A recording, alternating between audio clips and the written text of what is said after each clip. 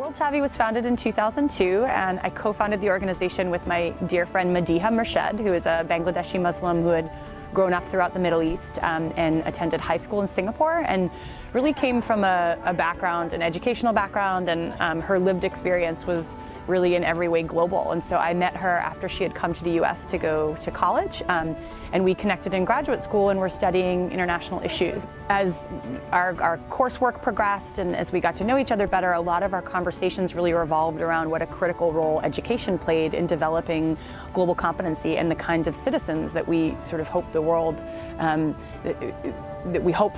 would be filled with. So citizens who are informed and engaged about global issues, who felt a responsibility towards others, that were very conscious of their own individual actions and the global outcomes that they would have. It's important that people go on these programs and participate in these programs, because what they do when they go on them is they are gaining global competency. And what we define that to mean is not just understanding where a country is on a map, but understanding how to communicate across cultures, understanding how to view issues from multiple perspectives, understanding that situations are complex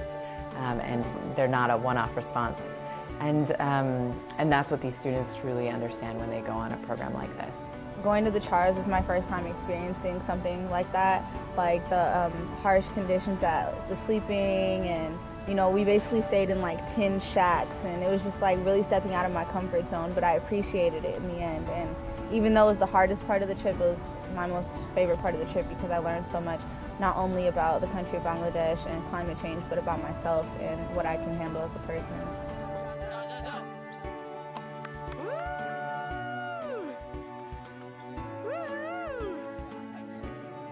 As an educator, I think that I was really changed by this trip because it helped bring back to center something that I believe is so important about education, which is connecting people between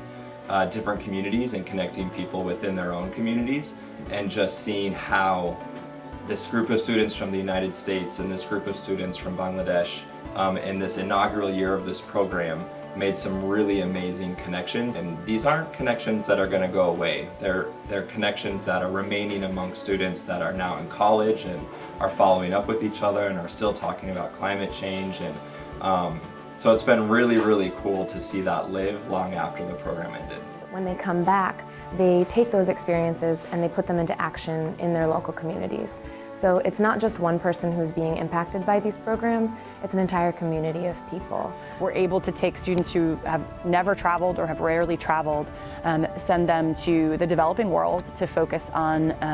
a pressing global issue, climate in the case of Bangladesh and food security in the case of Peru. And they have an opportunity to stay in homestays for a month, travel to different parts of the country, participate in organized, structured service projects that introduce them to a range of issues related to the theme that they're examining. I learned a lot about myself, and I learned a lot about what it means to be human, and a lot about being a part of humanity, because so often we think of third world countries and countries in poverty as helpless countries, but in reality some of the people I met they were just so courageous and brave, and they braced every day with a smile. The happiest I think I've ever been, and the happiest people I've ever been around have been in some of the most depressing situations. And it really just changes your outlook on not just I'm so glad I have a TV and I'm so glad I have an iPhone when you get home, but more I am so glad to be alive and I'm so glad to be happy. And there's really everything that may come my way is secondary to that. I learned a lot about happiness and how it's not in any way connected to any material thing, which was something that changed within me a lot.